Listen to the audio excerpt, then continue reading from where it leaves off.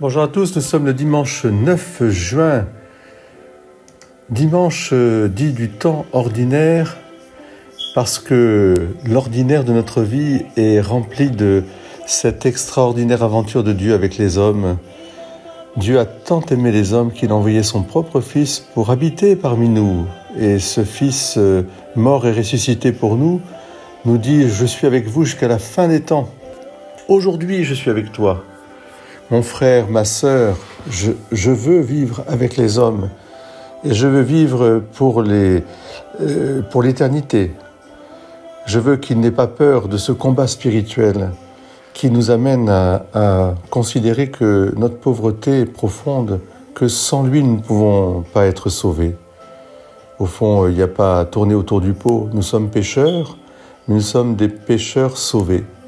Et c'est dans cette considération de notre péché que nous ouvrons la perspective du salut. Nous avons besoin de Jésus comme notre cœur a besoin d'aimer et d'aimer en vérité. Eh bien, seul Jésus peut nous monter vers cet amour infini, amour de Dieu et amour du prochain. C'est le sens de l'Évangile où c'en est fini de Satan.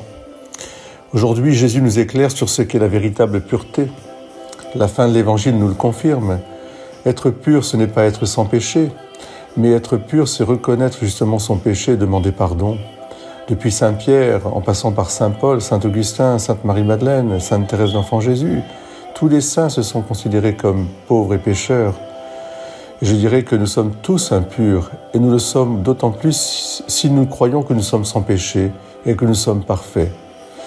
Au contraire, nous avons besoin d'être sauvés. Le péché contre l'esprit dont parlera Jésus, c'est ce refus du salut, justement, de considérer qu'on peut se sauver par soi-même, ou qu'on n'a pas besoin, ou peut-être pire encore que la vie s'arrête là. Ne pas avoir besoin de Dieu, refuser son esprit, c'est cela le vrai péché, pour lequel Dieu lui-même ne peut rien faire. C'est pour ça que petit à petit dans notre vie, il nous aide à creuser cette soif, ce besoin de Dieu, à travers nos joies et à travers nos peines.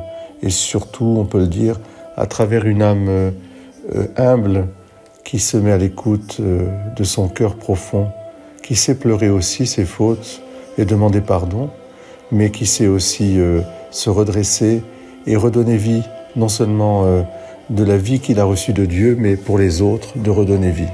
Soyez bénis, je vous souhaite un très très beau dimanche 9 juin. À très vite mes chers amis. Dieu vous bénisse. Ce soir, toute la journée, il y a la fête des terroirs à Châteauneuf-de-Gadagne. C'est une occasion aussi pour moi de remercier toutes celles et ceux qui transmettent l'amour de la terre de nos pères et la font fructifier. Beau dimanche, je vous embrasse et vous bénis de tout cœur.